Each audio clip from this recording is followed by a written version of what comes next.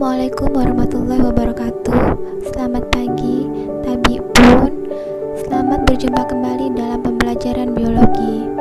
Untuk kali ini kita akan memasuki KD 3.2, yaitu menjelaskan proses metabolisme sebagai reaksi enzimatis dalam makhluk hidup.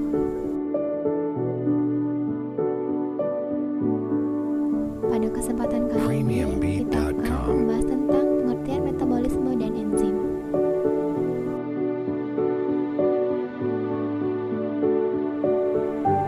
Apakah yang Anda ketahui tentang metabolisme?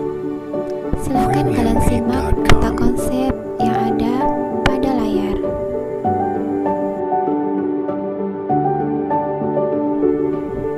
Metabolisme merupakan aktivitas hidup yang terjadi pada setiap sel hidup. Metabolisme terbagi menjadi dua, yaitu proses penyusunan atau anabolisme dan proses pembongkaran atau katabolisme.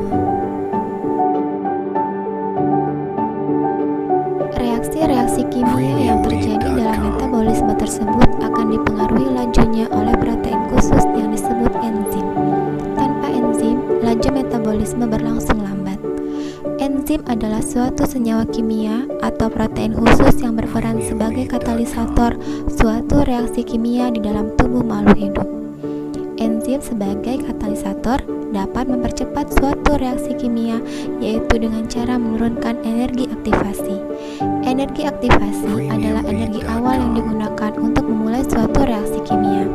Enzim merupakan biokatalisator, yang artinya dapat mempercepat reaksi-reaksi biologi tanpa mengalami perubahan struktur kimia. Terdapat dua macam enzim, yaitu enzim sederhana dan enzim konjugasi atau holoenzim, yaitu bagian protein enzim, apoenzim, yang memiliki struktur tambahan non-protein, koenzim. Enzim mempunyai sifat-sifat sebagai berikut. Yang pertama merupakan suatu protein. Oleh karena itu, enzim memiliki sifat seperti protein, antara lain bekerja pada suhu optimum, umumnya pada suhu kamar. Enzim akan kehilangan aktivitasnya karena pH yang terlalu asam atau basa kuat dan pelarut organik.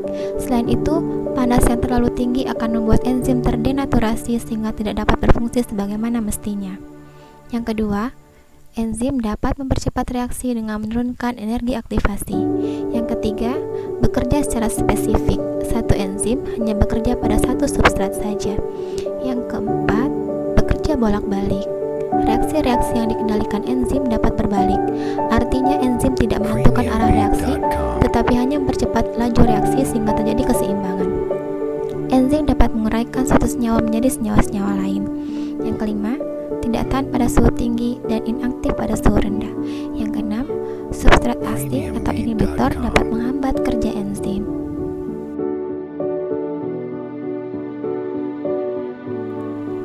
Terdapat dua jenis inhibitor pada enzim, yaitu yang pertama, inhibitor kompetitif yang memiliki struktur mirip dengan substrat. Yang kedua, inhibitor non-kompetitif yang mengubah sisi aktif enzim sehingga tidak dapat berikatan dengan substrat.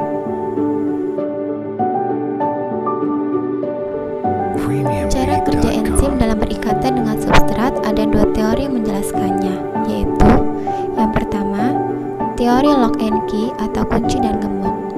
Teori lock and key menganalogikan mekanisme kerja enzim seperti kunci dengan anak kunci. Substrat masuk ke dalam sisi aktif enzim. Jadi, sisi aktif enzim seolah-olah kunci dan substrat adalah anak kunci. Yang kedua, kecocokan terinduksi atau teori induced fit.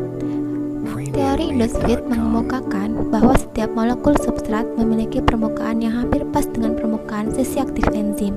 Jika substrat masuk ke dalam sisi aktif enzim, akan terbentuk kompleks enzim substrat yang pas.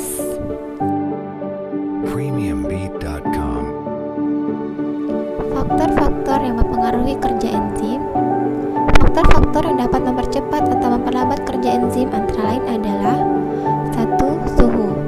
Enzim tersusun dari protein, sebab itu enzim sangat peka terhadap suhu. Suhu yang terlalu tinggi dapat menyebabkan denaturasi protein, dan suhu yang terlalu rendah dapat menghambat laju reaksi. Setiap enzim mempunyai suhu optimum yang spesifik. Jika enzim berada di bawah suhu optimum, maka kerja enzim akan terhambat.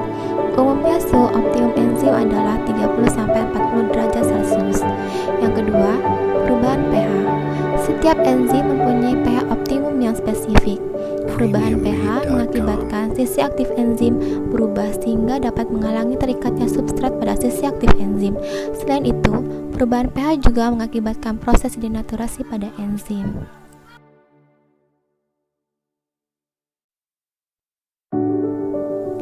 Faktor yang mempengaruhi kerja enzim yang ketiga adalah konsentrasi enzim dan substrat. Agar reaksi berjalan optimum, perbandingan jumlah antara enzim dan substrat harus sesuai. Jika enzim terlalu sedikit dan substrat terlalu banyak, reaksi akan berjalan lambat dan bahkan ada substrat yang tidak terkatalisasi. Semakin banyak enzim, maka reaksi akan berjalan semakin cepat. Yang keempat, inhibitor atau zat-zat penghambat. Ada dua macam inhibitor enzim, yaitu inhibitor kompetitif dan inhibitor non-kompetitif. Inhibitor kompetitif adalah inhibitor yang berkaitan secara kuat pada sisi aktif enzim. Inhibitor kompetitif dapat dihilangkan dengan cara menambah konsentrasi substrat. Sedangkan inhibitor non-kompetitif adalah inhibitor yang terikat pada sisi allosterik enzim selain sisi aktif enzim. Inhibitor ini mengakibatkan sisi aktif enzim berubah hingga substrat tidak dapat berkaitan dengan sifat sisi aktif enzim. Inhibitor ini tidak dapat dihilangkan walaupun dengan menambahkan konsentrasi substrat. Tata nama atau nomenklatur dan klasifikasi enzim. Enzim diberi nama dengan akhiran ase pada nama substrat yang diubah enzim tersebut.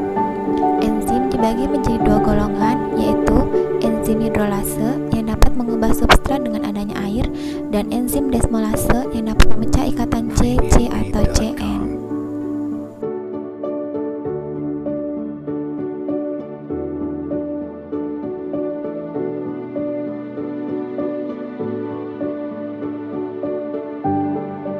Premiumbeat.com